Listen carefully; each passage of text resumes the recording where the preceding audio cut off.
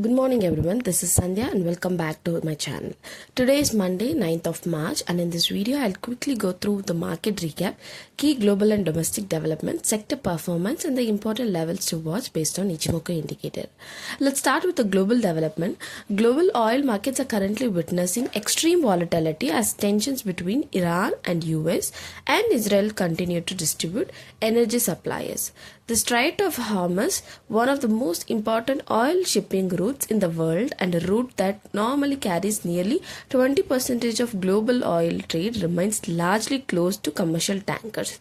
Because of this disruption, several Gulf of producers including UAE, Kuwait and Iraq have already started reducing oil production as storage facilities are filling up. The tanker availability is declining.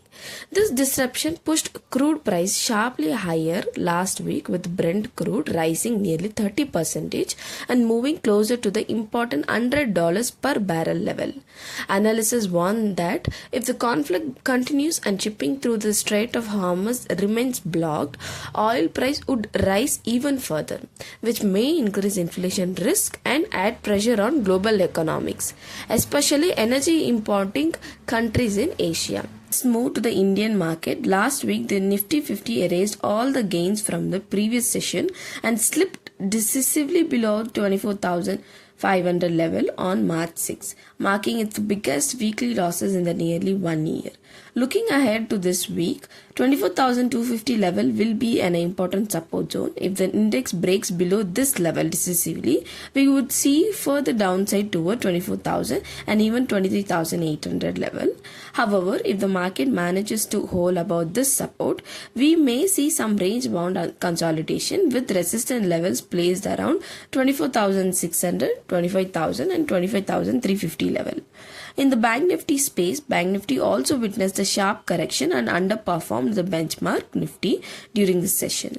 The index declined about 2.15% to close at 57,583 after touching an intraday low of 1,696. On the daily chart, the index formed a long bearish candle, which indicates continued weakness in the banking space. In terms of levels, 57,600, 57,400 are expected to act as an important support zone. As sustained above or below this would push Bank Nifty towards 56,900 and possibly 56,500 in the short term.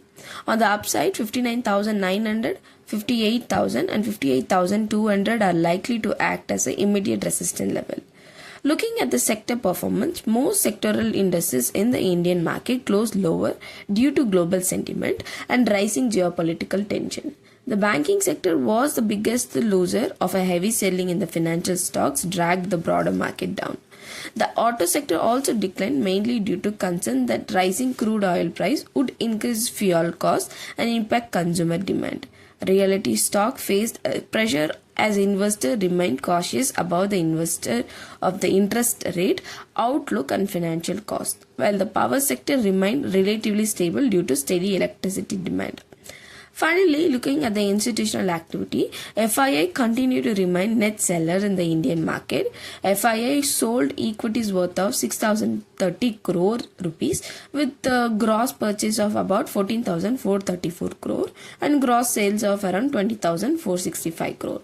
On the other hand, domestic institutional investors provided strong support to the market.